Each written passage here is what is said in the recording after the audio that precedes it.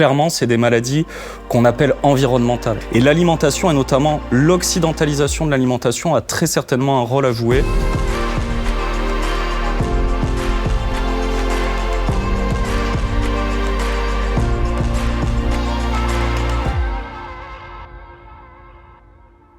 Bonjour, je suis Pierre-Louis Atouel, patient expert dans les MICI, les maladies inflammatoires chroniques de l'intestin, la maladie de Crohn dont je suis moi-même atteint et la rectocolite hémorragique. Aujourd'hui, on se retrouve dans un épisode de Parlons MICI et j'ai le plaisir d'accueillir le docteur Florian Poulenot du CHU de Bordeaux. Merci Florian d'être avec nous. Merci à toi et bonjour. Aujourd'hui, on va parler alimentation et MICI. On sait que l'alimentation, la nutrition, c'est un vaste sujet pour les patients qui sont atteints de ces maladies digestives. C'est un sujet qui concentre beaucoup d'attention, d'espoir, parfois d'espérance, parfois aussi de fausses croyances de la part des patients. Et on va démystifier tout ça ensemble. Ma première question, elle concerne le rôle de l'alimentation dans l'apparition des MICI. Ouais, tu sais Pierre-Louis, c'est une question dont on parle beaucoup actuellement. Et la maladie de Crohn et la rectocolite hémorragique, clairement, c'est des maladies qu'on appelle environnementales. On sait qu'il y a des facteurs environnementaux qui peuvent être responsables, participer peut-être à la survenue de ces maladies. Et l'alimentation, et notamment l'occidentalisation de l'alimentation, a très certainement un rôle à jouer.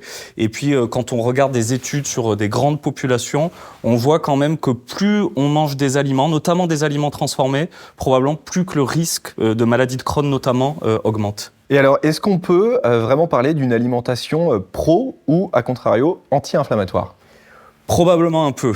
Une alimentation pro-inflammatoire, je viens de t'en parler, c'est probablement la transformation alimentaire. Alors on y est tous exposés, la transformation alimentaire. L'idée, c'est pas d'avoir un discours de culpabilité. Dans notre quotidien, on rencontre ces aliments transformés. Dès qu'on achète des aliments qui sont transformés par l'industrie notamment, eh bien on va en manger. Puis il y a la viande rouge aussi, qui a probablement une action pro-inflammatoire. Et puis à contrario, oui, certainement que manger beaucoup de fruits et de légumes, ça a un rôle anti-inflammatoire. C'est comme la pub à la télé, il faut manger 5 fruits et légumes par jour. Et puis l'huile d'olive notamment est probablement anti-inflammatoire. Et alors concrètement, qu'est-ce qu'on peut conseiller aux patients de manger au quotidien, et y compris quand ils sont en poussée de la maladie ? Bon, je pense qu'il faut quand même rester dans une dynamique du plaisir.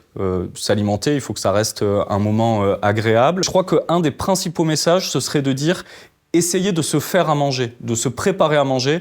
Ça, c'est finalement juste en donnant ce conseil, déjà beaucoup, puisque si on se prépare à manger, c'est nous-mêmes qui allons mélanger les ingrédients, on va savoir d'où viennent les ingrédients, et donc ce sera toujours mieux qu'un plat rapido au micro-ondes.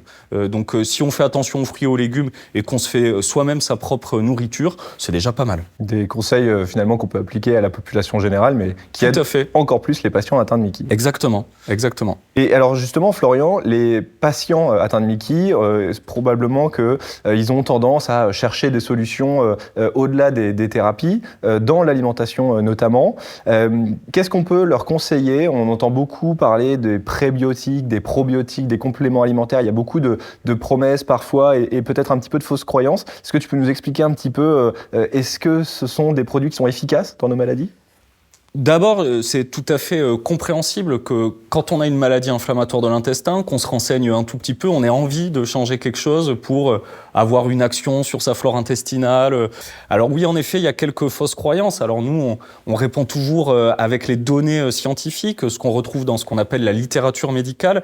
Et pour l'instant, les données sur les prébiotiques et les probiotiques, elles sont un peu décevantes et on n'a pas de recommandations à donner en particulier. En tout cas, il n'y a pas de signal fort pour penser que ça fonctionne. Le curcuma, par exemple, c'est souvent abordé par les patients. C'est très souvent abordé, mais là, c'est pareil. Si on regarde seulement la littérature scientifique, on n'a pas de signal très, très concluant.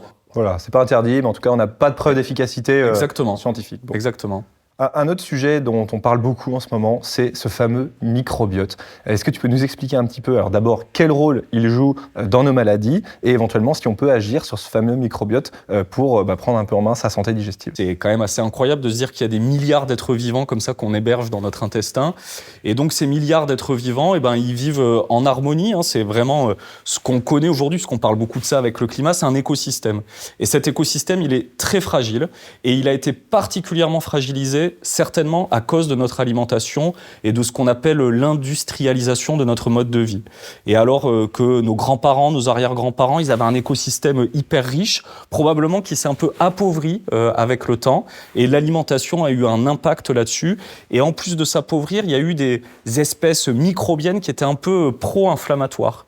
Et donc tout ça, ça a réveillé un peu le système immunitaire des gens, et c'est pour ça qu'on voit de plus en plus de maladies inflammatoires de l'intestin. Si je comprends bien, pour résumer, l'alimentation probablement joue un rôle dans l'apparition et le développement des Mickey.